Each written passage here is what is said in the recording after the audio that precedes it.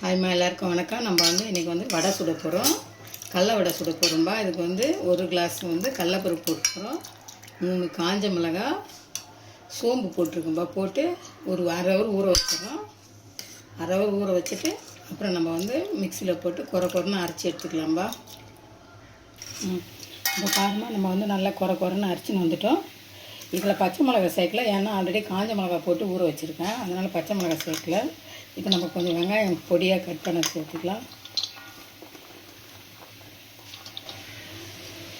கொஞ்சம் கருவேப்பிலை போட்டுக்கலாங்க.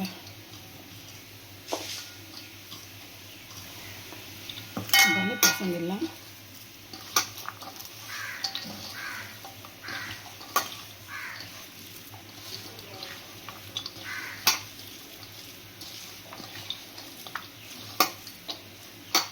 கொஞ்சம் தேவையான அளவு உப்பு போடுறோமா.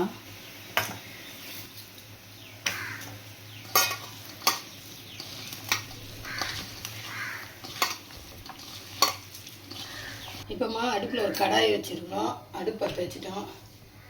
இப்போ எண்ணெய் ஊற்றலாம்.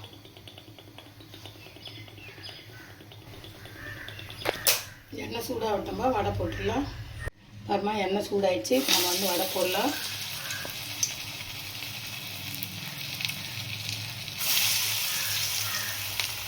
இந்த மாதிரி உருண்டை பண்ணிவிட்டு கையில் வச்சு இப்படி ஒரு அழுத்தணுப்பா.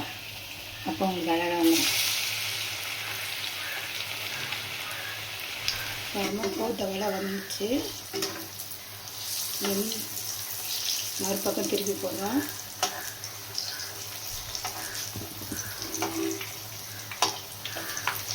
வடை வந்துச்சுமா, எடுத்துடலாம்.